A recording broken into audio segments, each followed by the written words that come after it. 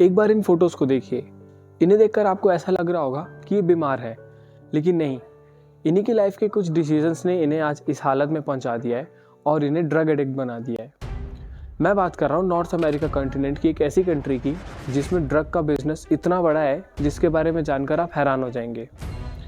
अगर आपने अर्थ का मैप कभी अच्छे से देखा है तो आपको पता होगा कि अर्थ में 7 कॉन्टिनेंट्स हैं, जिनमें से एक कॉन्टिनेंट है नॉर्थ अमेरिका।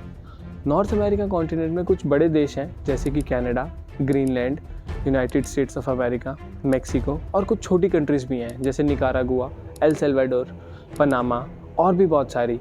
लेकिन मैं बात कर रहा हूँ ज्योग्राफिकली नॉर्थ अमेरिका से जस्ट नीचे आने वाली एक कंट्री की, मेक्सिको की। ध्यान दीजिएगा कि यूनाइटेड स्टेट्स एक वर्ल्ड सुपर पावर है।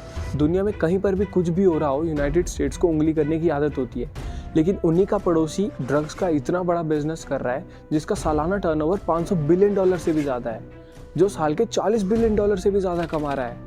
टोटल 13 करोड़ की पॉपुलेशन वाले इस देश के 40 लाख लोग डायरेक्टली एंड डायरेक्टली इस ड्रग्स के कारोबार से डिपेंडेंट हैं। लेकिन ये यहाँ पे इतने सारे ड्रग्स बन के जाते कहाँ हैं? तो इनका सबसे बड़ा market United States of America ही है। ये ड्रग कार्टल्स मैक्सिको में पिछले 40 साल से काम कर रहे हैं, जिसमें अधिकतर सामान यूनाइटेड स्टेट्स में स्मगल करके पहुंचाया जाता है। लेकिन ना तो मैक्सिकन गवर्नमेंट इसके बारे में कुछ कर पा रही है और ना ही यूनाइटेड स्टेट्स गवर्नमेंट इसे रोक पा रही है। जब ट्रंप शासन में थे तो उन्होंने मैक्सिको और यूनाइटेड स्टेट्स के बॉर्डर, जो कि 3145 किलोमीटर लंबा है, उसमें एक दीवार बनाने की सोची थी कि 15-20 फीट की एक दीवार बना दी जाए, जिसके तहत बहुत सारे स्मगलर्स को आने जाने से रोका जाए। लेकिन ऐसा नहीं हो पाया क्योंकि जब बाइडेन शासन में आए तो उन्होंने स्कीम पर पूर्णतः प्रतिबंध लगा दिया। अब इसकी सबसे बड़ी मार्केट यूनाइटेड स्टेट्स ही क्यों है? पहली बात तो ये कि मैक्सिको और अमेरिका आपस में बॉर्डर शेयर करते हैं, जिससे मैक्सिको को सामान स्मगल करने में आसानी होती है। दूसरी बात यह है कि एक रिपोर्ट में खुलासा हुआ था कि अमेरिका के 25 मिलियन से ज़्यादा लोग ड्रग एडिक्ट हैं, जिसकी वजह से यूनाइटेड स्टेट्स एक बहुत बड़ा मार्केट है मैक्सिकन ड्रग्स के लिए। और मैक्सिको जो ड्रग्स एक्सपोर्ट करता है, स्मगल करता है, वो ड्रग्स सिंथेटिक ड्रग्स होते हैं। और सिंथेटिक ड्रग्स माना जाता है कि ये आम ड्रग से बहुत सस्ते होते हैं। इस पूरे ड्रग्स बिजनेस के बारे में बहुत सारी फिल्म्स भी बनी है, देखना रिकमेंड नहीं करूँगा, लेकिन फिर भी इस पर कंट्रोल ही नहीं पाया जा रहा है। ना तो यूनाइटेड स्टेट्स गवर्नमेंट कुछ कर पाता है, ना मैक्सिकन गवर्नमेंट कुछ कर पाती है। ये धंधा बस बढ़ता ही जा रहा है। मैंने एक वर्ड यूज़ किया था, ड्रग कार्टेल। कार्टेल का मतलब एक गिरोह होता है और ड्रग का मतलब तो आप सबको पता ही होगा। तो ये कुछ ऐसे गिरोह हैं जो ड्रग्स बनाते हैं, इलीगली उन्हें बेचते हैं, स्मगल करते हैं, और इतना ही नहीं, अपने प्रतिद्वंदी गिरोहों से लड़ाई भी करते हैं। अब इनके 40 साल से चले आ रहे रुतबे के बारे में सुनिए। 1,75,000 से ज़्यादा की प्राइवेट आर्मी। इतनी आर्मी तो मैक्सिकन गवर्नमेंट के पास खुद भी नहीं होगी। हालांकि मैक्सिकन गवर्नमेंट के पास 4 लाख की आर्मी है, लेकिन फिर भी 1,75,000 की प्राइवेट आर्मी होना बहुत बड़ा नंबर है। 800 से ज़्यादा हवाई जहाज़। खुद मैक्सिकन सरकार के पास 200 से ज़्यादा हवाई जहाज़ नहीं है। 250 से ज़्यादा समुद्री जहाज़। जब इतने सारे ड्रग्स बन रहे हैं, उनको इलीगली बाकी कंट्रीज़ में भेजना है, उनको एक्सपोर्ट करना है, तो समुद्री जहाज़ों की भी ज़रूरत होगी। इनके पास खुद के जहाज़ है। अब सोचो, जिसके पास 800 से ज़्यादा जहाज़ है, जिनके पास 250 से ज़्यादा समुद्री जहाज़ हैं, तो उनके पास जहाज़ों को उतारने के लिए रनवे भी चाहिए होगा। उनको समुद्री जहाज़ों को खड़ा करने के लिए डॉकयार्ड भी चाहिए होंगे। तो आप ये सोचो कि इनके टोटल एसेट्स कितने ज़्यादा होंगे। तो $500 बिलियन जो मैंने नंबर बोला है, वो अभी बहुत कम नंबर है। उसके बारे में, एग्जैक्ट नंबर के बारे में तो किसी को पता ही नहीं है। इतना ही नहीं है, AK-47 rifles, M80 rifles, rocket launchers. सोचो इन सब की इनको ज़रूरत क्या पड़ती होगी। मैक्सिको एक ऐसी कंट्री है जिसके आसपास समुद्र है, ऊपर नॉर्थ अमेरिका है, मतलब यूनाइटेड स्टेट्स ऑफ अमेरिका है, और नीचे कुछ और छोटी कंट्रीज हैं जिनसे इनको कुछ इतना ज़्यादा मतलब नहीं है। ये सारी राइफल्स, ये सारे रॉकेट लॉन्चर्स, ये सब काम आते हैं आपस में लड़ने के लिए। एक ड्रग कार्टल जब दूसरे ड्रग कार्टल से लड़ रहा है, उसके लिए काम आती है इतनी सारी चीज़ें। और एक रिपोर्ट ये भी आई थी कि मैक्सिकन पुलिस ने कुछ रेड्स की थी इन ड्रग कार्टल्स के ऊपर, और जहाँ से उन्होंने एक एक रेड में 20,000 से ज़्यादा राइफल्स जब्त की हैं। आप सोचो कि 20,000 से ज़्यादा राइफल जब किसी ड्रग कार्टल की जब्त हो रही हैं, तो उनके पास असली में कितनी ज़्यादा राइफल्स होंगी। कुछ विशेषज्ञों का ये तक मानना है कि इसकी वजह से अमेरिका धीरे धीरे ख़त्म होता जा रहा है और इसके पीछे चाइना का बहुत बड़ा हाथ है। चाइना का हाथ बताने से पहले मैं आपको एक इन्फॉर्मेशन देता हूँ कि 1839 से 1860 के बीच में ओपियम वॉर्स, जो कि चाइना और ब्रिटिशर्स के बीच में लड़ी गई थी। जब ब्रिटिशर्स इंडिया में आए थे तो उन्होंने चाइना को भी कैप्चर करना चाहा, और इसके लिए उन्होंने चाइना को नशे की लत लगाई। चाइना के लोगों को अफीम की लत लगा दी। अफीम की लत लगते ही चाइना धीरे धीरे पिछड़ता चला गया, उनके कारोबार ख़त्म हुए, उनके बिजनेसेस ख़त्म हुए और धीरे धीरे पूरे चाइना में गरीबी छा गई। इसी का फ़ायदा देख ब्रिटिशर्स ने चाइना पे अटैक कर दिया, जिसके बाद फर्स्ट ओपियम वॉर ब्रिटिशर्स जीत गए और ट्रीटी ऑफ नैनकिंग साइन की गई, जिसके तहत हांगकांग को ब्रिटेन को दे दिया गया। इसके बाद सेकेंड ओपियम वॉर में ब्रिटेन और फ्रांस चाइना के अगेंस्ट लड़े और ब्रिटेन और फ्रांस की ही जीत हुई, जिसमें ट्रीटी ऑफ तियानजिन साइन की गई, जिसके तहत कोलून पेनिनसुला और स्टोन कटर आइलैंड्स ब्रिटेन को दे दिए गए और आउटर मंचूरिया रशियन एम्पायर को दे दिया गया।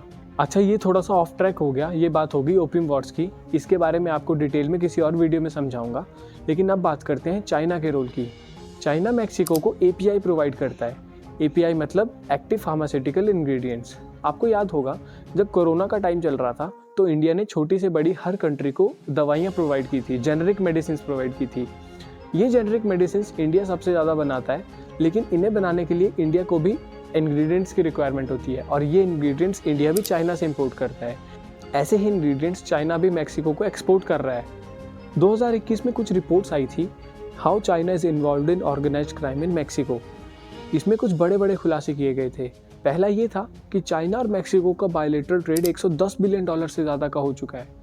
दूसरा ये था कि चाइना मैक्सिको में डायरेक्ट इन्वेस्टमेंट कर रहा है, जो कि आज की डेट में $250 बिलियन से ज़्यादा की हो चुकी है। तीसरा खुलासा ये बता रहा था कि चाइना मैक्सिको में ड्रग की सप्लाई, मैन्युफैक्चरिंग में, मनी लॉन्ड्रिंग में डायरेक्टली इन्वॉल्व हो रहा है, जो कि एक बहुत बड़ी बात है, क्योंकि US चाइना को काउंटर करने के लिए आए दिन कुछ ना कुछ स्टेटमेंट्स देता रहता है, कभी कोई एक्शन ले लेता है। लेकिन चाइना पिछले 40 साल से US की नाक के नीचे इतना बड़ा बिजनेस चला रहा है, इतनी बड़ी चीज़ें प्लान कर रहा है, और ये सब किस लिए है? US को काउंटर करने के लिए ही तो है।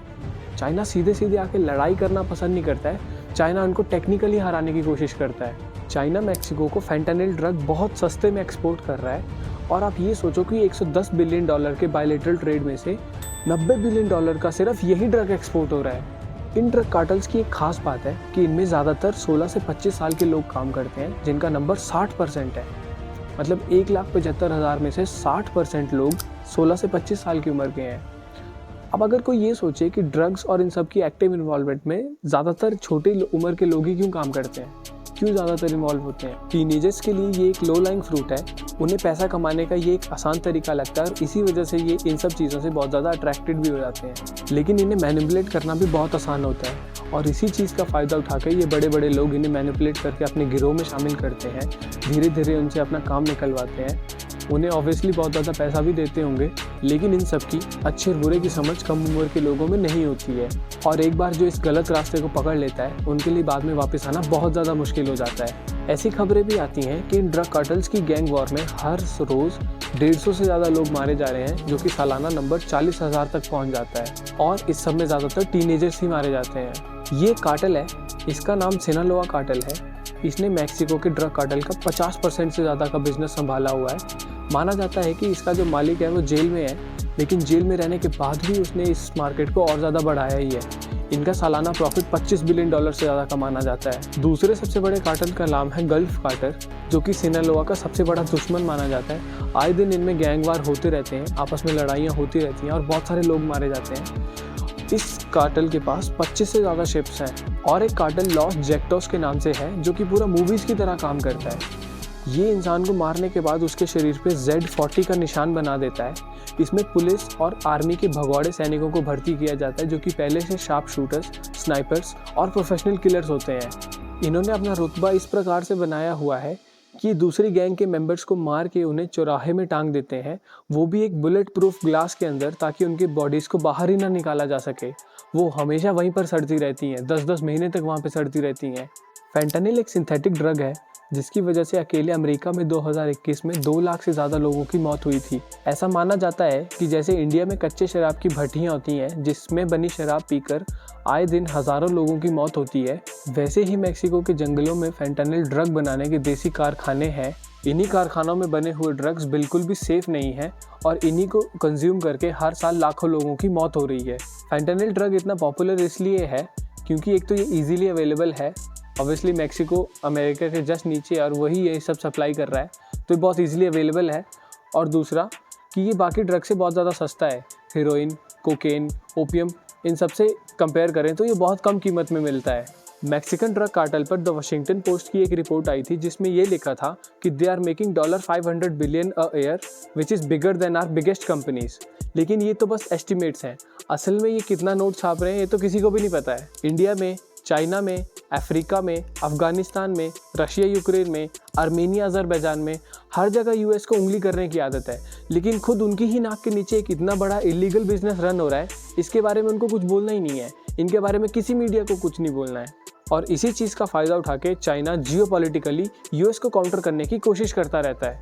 और ऐसे ही इंडिया भी आज गोल्डन क्रिसेंट कंट्री से घिरा हुआ है, जिसमें हमारे वेस्ट में पाकिस्तान, अफगानिस्तान और ईरान आता है, और हमारे ईस्ट में म्यांमार, थाईलैंड, कंबोडिया, लाओस और वियतनाम आते हैं, जिनकी वजह से इंडिया में इलीगल ड्रग्स इंपोर्ट होते हैं और धीरे धीरे हमारा यूथ खत्म होता जा रहा है। गोल्डन क्रिसेंट के बारे में डिटेल्ड वीडियो चाहिए तो कमेंट बॉक्स में ज़रूर बताना। वीडियो अच्छी लगी हो तो लाइक एंड शेयर करना मत भूलना, और ऐसी ही और इंटरेस्टिंग वीडियोस के लिए do subscribe to our channel. Thank you.